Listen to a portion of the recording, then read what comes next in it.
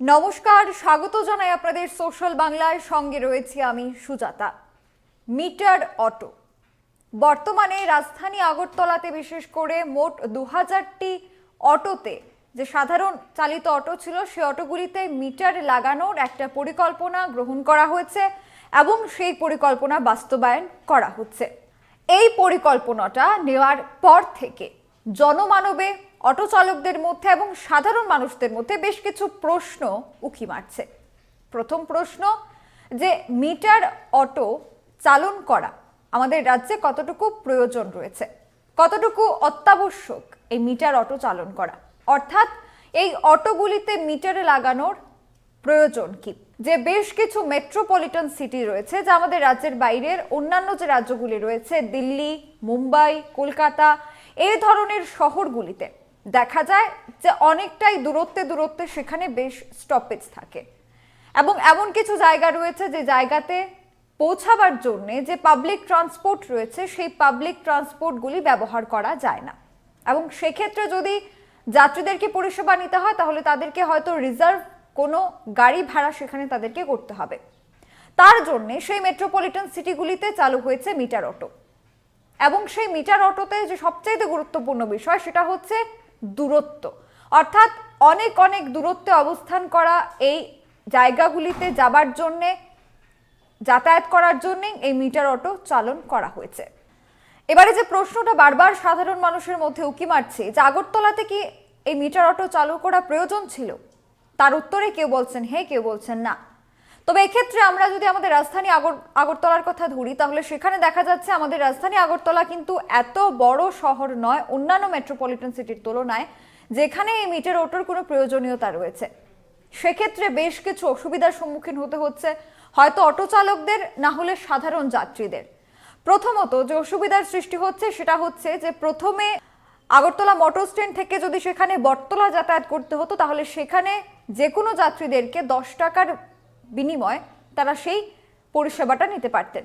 সেখানে চালু হয় অটোতে যদি সেখানে মিটার লাগানো হয় তাহলে সেক্ষেত্রে মিটারের একটা চার্জ ইতিমধ্যেই কিন্তু লাগবে।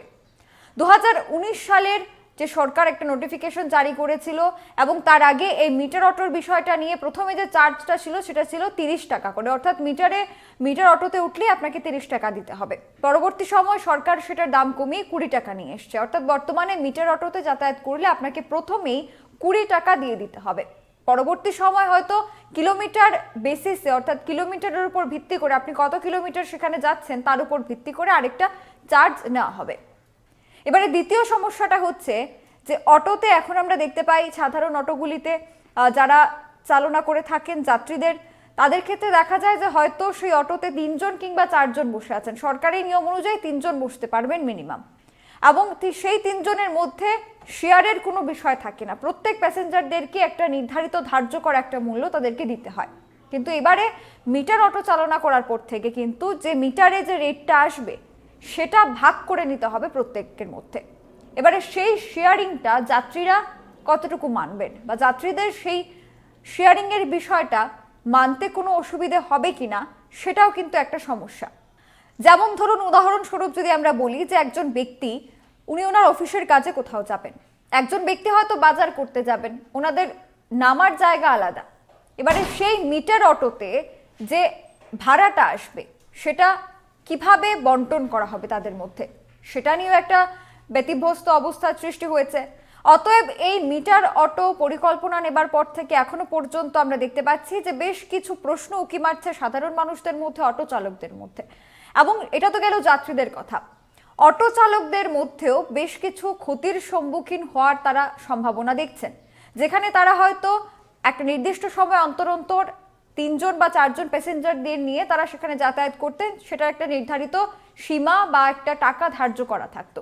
এবারে অটো চালকদের হয়তোবা সেখানে 1 জন কিংবা 2 জন বসিয়ে নিয়ে যেতে হবে, সেক্ষেত্রে ক্ষতির সম্মুখীন কারা হবেন? তো এই সকল বিষয়গুলি নিয়ে কিন্তু হাজারো প্রশ্ন রয়েছে মানুষের মধ্যে। এবার আমরা চলে আসব যে এই মিটার অটোগুলি চালনা করার জন্য প্রথম এই যে সরকারি যে নোটিশটা দেওয়া হয়েছিল সেটা দেওয়া হয়েছিল 12ই ডিসেম্বর 2018 সালে, এবং সেই 2018 সালে নোটিফিকেশন অনুযায়ী বলা হয়েছে যে অটোগুলিতে মিটার লাগানো হবে সেই মিটারগুলি ভেরিফাইড করবে মেট্রোলজি ডিপার্টমেন্ট অফ ত্রিপুরা। এবং সেই মেট্রোলজি ডিপার্টমেন্টকেই দায়িত্ব দেওয়া হয়েছে যে তারা প্রত্যেকটি অটোতে যে মিটারগুলি লাগানো হবে সেই মিটারগুলি ভেরিফাইড করে তার ক্যালিব্রেশন সার্টিফিকেট তুলে দেবে অটো চালকদের হাতে। এবং সেই 2018 সালের নোটিশ অনুযায়ী কি লেখা রয়েছে মেট্রোলজি ডিপার্টমেন্ট সম্পর্কে দেখাবো আপনাদের। পরিষ্কারভাবে লেখা রয়েছে, every auto rickshaw shall be fitted with any measuring instrument duly approved, tested and sealed by the legal metrology department, government of Tripura at least once a year. অর্থাৎ বছরে একবার তার সময়সীমা থাকবে এবং প্রত্যেক বছর সেটাকে রিনিউ করতে হবে এবং সেই প্রত্যেক বছর রিনিউ করার পর সেটাকে ভেরিফাই করে সিল করে দেবে মেট্রোলজি ডিপার্টমেন্ট। এবং এই মিটার অটো চালনা করার জন্য বেশ কিছু টার্মস এন্ড কন্ডিশন রয়েছে। তার মধ্যে সবচেয়ে গুরুত্বপূর্ণ টার্মস এন্ড কন্ডিশন দেওয়া হয়েছে মেট্রোলজি ডিপার্টমেন্টকে। কি সেই terms and condition? Metrology department সেটা আবার কি, ক্যালিব্রেশন সার্টিফিকেটটাই আবার কি, এবং ভেরিফিকেশন সার্টিফিকেটটাই আবার কি? মেট্রোলজি ডিপার্টমেন্ট হচ্ছে আমাদের ত্রিপুরা রাজ্যের যে ওজন দপ্তর রয়েছে সেই ওজন দপ্তর। সেই ওজন দপ্তরে এই মিটারগুলি পরীক্ষা নিরীক্ষা করা হয়। সেই মিটারগুলি ঠিকঠাক আছে কিনা, সঠিকভাবে কাজ করছে কিনা তা নির্ধারিত করার দায়িত্ব হচ্ছে মেট্রোলজি ডিপার্টমেন্টের। এবারে ক্যালিব্রেশন সার্টিফিকেট বাকি। পরিষ্কারভাবে বলা রয়েছে যে এএমসি এরিয়াতে যে অটোগুলি চালনা করা হবে, যাতে মিটার লাগানো হবে, সেগুলির ক্ষেত্রে একটা ক্যালিব্রেশন সার্টিফিকেট মেট্রোলজি ডিপার্টমেন্ট সেটা ইস্যু করবে এবং ইস্যু করে তুলে দেওয়া হবে ওনারদের হাতে। অর্থাৎ যে অটোরিকশার ওনার রয়েছেন, অর্থাৎ যারা চালকরা রয়েছেন, সেই গাড়ির মালিক রয়েছেন, তাদের হাতে সেই ক্যালিব্রেশন সার্টিফিকেট তুলে দেওয়া হবে। এবারে যে বিষয়টা আপনাদের নজরে আনবো, যে ক্যালিব্রেশন সার্টিফিকেট কি, মেট্রোলজি ডিপার্টমেন্ট কি, সেটা জানেন না এমন বহু অটো চালক রয়েছেন। এমন বহু অটো চালক রয়েছেন যাদের সাথে মেট্রোলজি ডিপার্টমেন্টের কোনো সম্পর্কই হয়নি, তারা মেট্রোলজি ডিপার্টমেন্ট নামটাই কোনোদিন শুনেননি। এবং কি ক্যালিব্রেশন সার্টিফিকেট সে বিষয়টা নিয়েও তারা একেবারেই ধোঁয়াশার মধ্যে রয়েছেন। মেট্রোলজি ডিপার্টমেন্টের নাম শুনেছেন? হ্যাঁ শুনেছি। আচ্ছা, ওইখানে কি আপনাদের কোনো কন্ট্যাক্ট হয়েছে? না, ওখানে আমাদের কোনো কন্ট্যাক্ট হয়নি। আপনারা কি মানে এটা জানেন যে আপনাদের মিটারের যে ভেরিফিকেশনটা সেটা মেট্রোলজি ডিপার্টমেন্ট থেকে করতে হয়? না, এই ব্যাপারে আপনারা এখনো কোনো মানে বলে না কেন কিছু। আচ্ছা, আপনারা শুধুমাত্র ওই দোকানে গেছেন আর মিটারটা কিনে চলে এসেছেন? হ্যাঁ, মিটার লাগিয়ে দিয়েছে। মিটারটা কোথা থেকে লাগিয়েছেন? বটতলা। হ্যাঁ। আপনি কি মেট্রোলজি ডিপার্টমেন্টে গিয়েছিলেন? মেট্রোলজি বটতলার ওই যে বান্দের পাড়ি থেকে গিয়ে লাগাইছি কোম্পানির থেকে। নাম তোর নাম তো করতে পারি না, আমি তো একজনের থ্রোতে গিয়েছি। দাদা আপনার নাম? আমার নাম কমল চক্রবর্তী। আচ্ছা, মিটারটা কতদিন হলো লাগিয়েছেন? প্রায় 6-7 মাস। আচ্ছা, মিটারটা লাগানোর সময় কি মেট্রোলজি ডিপার্টমেন্টে গিয়েছিলেন? ডিপার্টমেন্টে বলতে আমি লোবাটো কোম্পানিতে গিয়েছিলাম, তারপরে কাগজ নিয়েছে, নেওয়ার পর আমরা মিটার দিয়েছি। কোম্পানির সাথে আপনাদের কথাবার্তা হয়েছে? মেট্রোলজি ডিপার্টমেন্ট, গুর্খাবস্তি মেট্রোলজি ডিপার্টমেন্ট সেখানে যান? এমন কোনো আমরা কারোর সাথে দেখা করিনি। আমরা বলছে যে আমরা যখন সে অটো চালকদের সাথে সরাসরি গিয়ে কথা বলি তখন তারা পরিষ্কারভাবে জানিয়ে দিয়েছেন তারা কখনো মেট্রোলজি ডিপার্টমেন্টেই যাননি, অর্থাৎ ওজন দপ্তরে তারা কোনোদিন যাননি। তারা শুধুমাত্র সেই ডিলারদের সাথে যোগাযোগ করে তাদের কাছ থেকে সেই মিটারগুলি লাগিয়েছেন। এবং আরও একটা বিষয়, যে সার্টিফিকেট অর্থাৎ যে ক্যালিব্রেশন সার্টিফিকেটের কথা বলছি, সেই সার্টিফিকেটটা হচ্ছে যে মিটারটা সঠিকভাবে কাজ করছে কিনা, মিটারটা সঠিক আছে কিনা, তার সঠিক রিডিং দেখাচ্ছে কিনা তা নির্ধারিত করে যে সার্টিফিকেটটা দেওয়া হয় সেটাই হচ্ছে ক্যালিব্রেশন সার্টিফিকেট।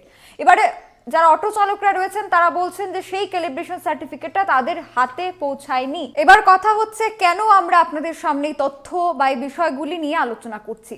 কেননা এই যে পুরো বিষয়টা বা এই যে মিটার অটোর মধ্যে আরো একটা বিষয় রয়েছে, সেটা হচ্ছে কে ফ্যাক্টর। এবারে প্রশ্ন হচ্ছে কে ফ্যাক্টরটা কি?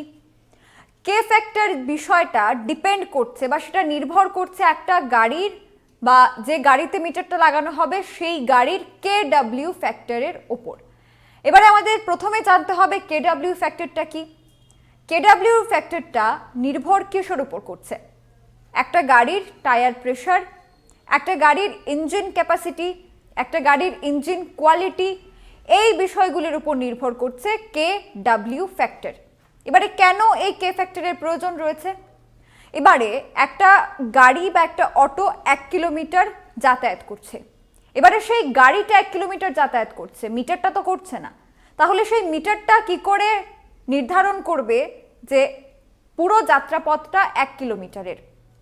তার জন্য মিটার এবং অটোর মধ্যে একটা সংযোগ থাকা প্রয়োজন, এবং সেই সংযোগের মধ্যেই দুটো বিষয় উঠে আসে, একটা হচ্ছে কেডব্লিউ ফ্যাক্টর এবং আরেকটা হচ্ছে কে ফ্যাক্টর।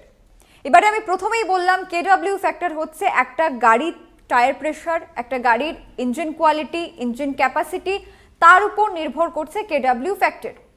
এবং সেই কেডব্লিউ ফ্যাক্টর এবং যে কে ফ্যাক্টরের কথা আমরা বলছি, সেই কে ফ্যাক্টর যদি সমান থাকে বা তার মধ্যে যদি 1% কিংবা 2% সেখানে তফাৎ থাকে, তাহলেও সেটাকে মেনে নেওয়া হয় এবং সেটাকেই ধরা হয় অ্যাজ কে ফ্যাক্টর, অর্থাৎ সেই মিটারের কে ফ্যাক্টর হিসাবে সেটাকে ধরা হয়। এই যে পুরো বিষয়টা সেটা ঘুরিয়ে ফিরিয়ে এবারে উঠে আসে মেট্রোলজি ডিপার্টমেন্টের ওপর। অর্থাৎ মেট্রোলজি ডিপার্টমেন্ট যদি সঠিকভাবে ভেরিফিকেশন না করে থাকে, তাহলে সেখানে অর্থাৎ একটা গাড়ির কেডব্লিউ ফ্যাক্টর এবং সেই মিটারের কে ফ্যাক্টর যদি ম্যাচ না করে, সেটা যদি একেবারেই পরিপূরক না হয়, তাহলে ভুল রিডিং আসতে বাধ্য। বিভিন্নভাবে রিসার্চ করে দেখেছি যে বিভিন্ন গাড়ির ক্ষেত্রে বিভিন্ন ধরনের কে ফ্যাক্টর থেকে থাকে, এবং সেই কে ফ্যাক্টরগুলি যেহেতু গাড়ির বিভিন্ন ক্যাপাসিটি এবং ইঞ্জিন ক্যাপাসিটি সহ বিভিন্ন বিষয়ের উপর নির্ভর করে, সেক্ষেত্রে ভিন্ন গাড়ির ভিন্ন কে ফ্যাক্টর। সেক্ষেত্রে বিভিন্ন কোম্পানি ক্লেম করছে, অর্থাৎ বিভিন্ন কোম্পানি দাবি করছে যে তাদের কে ফ্যাক্টরের সাথে বর্তমান মিটারে যে কে ফ্যাক্টর লাগানো রয়েছে তা মিলছে না।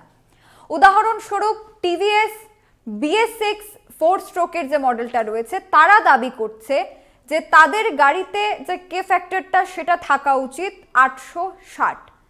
আবার অন্যদিকে বাজাজ BS4 দাবি করছে তাদের ক্ষেত্রে সেই কে ফ্যাক্টরটা থাকা উচিত 1750। কিন্তু আমরা যখন গ্রাউন্ডে নেমে আমরা যখন বিভিন্ন অটোর মিটার চেক করি, আমরা যখন সেই মিটারগুলি আপনাদের সামনে তুলে ধরার চেষ্টা করি, তখন দেখা যায় যে সেক্ষেত্রে শুধুমাত্র দুটো রিডিং আমরা পাই, দুটো কে ফ্যাক্টর আমরা পাই। একদিকে 1360, অন্যদিকে 2800 কে ফ্যাক্টর। অর্থাৎ একেবারেই জলের মতো পরিষ্কারভাবে চোখের সামনে ভেসে আসছে যে ক্ষেত্রে কোম্পানি দাবি করছে একটা কে ফ্যাক্টর, এবং সেই কোম্পানির গাড়িগুলিতে যে মিটারগুলি লাগানো হচ্ছে, যেটা বর্তমানে আমাদের রাজপথে চলছে, সেই মিটারগুলিতে লাগানো রয়েছে দুটো কে ফ্যাক্টর শুধুমাত্র, যেটা কোনোভাবেই ম্যাচ করছে না কোম্পানির ক্লেমের সাথে। একদিকে 1360 এবং অন্যদিকে 2800, যেটা সম্পূর্ণভাবে কোম্পানির দাবি করা কে ফ্যাক্টর থেকে পুরোপুরি আলাদা।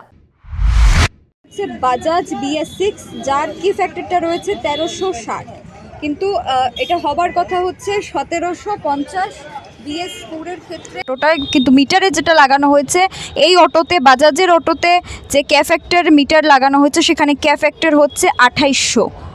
এর আগের একটা অটোতে আমরা দেখেছিলাম কে ফ্যাক্টরটা ছিল 1360, সেম কোম্পানির অটো, বাজাজের অটো, এবং সেই বাজাজের অটোতে কে ফ্যাক্টরটা হচ্ছে 2800। বিষয় দেখুন, এই যে মিটারে কে ফ্যাক্টরটা কত রয়েছে 1360, এবং উনি নিজে বললেন যে ওনার যে অটোটা রয়েছে সেটা হচ্ছে টিভিএস BS4, কিন্তু আমাদের কাছে এর থেকেই বোঝা যাচ্ছে যে মেট্রোলজি ডিপার্টমেন্ট সঠিকভাবে তথ্যগুলি যাচাই করেনি, অর্থাৎ মেট্রোলজি ডিপার্টমেন্ট সঠিকভাবে তা ভেরিফিকেশন করেনি, কে ফ্যাক্টর ভেরিফিকেশন করেনি মেট্রোলজি ডিপার্টমেন্ট, এবং যার কারণে কি হচ্ছে, যার কারণে একেবারেই বিভ্রান্তির শিকার হচ্ছে সাধারণ মানুষ, ক্ষতির সম্মুখীন হচ্ছে সাধারণ মানুষ। এবারে সাধারণ মানুষ কারা? যারা অটোতে যাত্রীরা উঠছেন তাদের লস হচ্ছে, তাদের ক্ষতি হচ্ছে, যারা অটো চালকরা রয়েছেন তাদের ক্ষতি হচ্ছে। এবারে কিভাবে ক্ষতিটা হচ্ছে? একদিকে দেখা যাচ্ছে যে যে জায়গাতে হয়তো বা সেখানে 20 টাকা আসার কথা, সেখানে আসছে হয়তো 10 টাকা, সেক্ষেত্রে যারা অটো চালকরা রয়েছেন তাদের সেখানে ক্ষতি হচ্ছে। আবার যেখানে হয়তো 10 টাকা ভাড়া আসার কথা, সেখানে আসছে 20 টাকা, সেক্ষেত্রে লস হচ্ছে যারা যাত্রীরা রয়েছে তাদের। অর্থাৎ পুরোপুরি কিন্তু দেখা যাচ্ছে মেট্রোলজি ডিপার্টমেন্টের ভুলের কারণে এবারে মাসুল গুনতে হচ্ছে অটো চালক থেকে শুরু করে যাত্রীদের। এবং এই মেট্রোলজি ডিপার্টমেন্টের এই ছোট্ট ভুলের কারণে 2000 থেকে 2500 পর্যন্ত যে অটোগুলিতে মিটার লাগানো হচ্ছে, প্রত্যেক দিন এবারে ঘন্টায় ঘন্টায়, মিনিটে মিনিটে সাফার করছেন সাধারণ যাত্রীরা, অটো চালকরা। এবারে প্রশ্ন হচ্ছে যে মিটারগুলি ভেরিফিকেশন করা হয়নি কেন?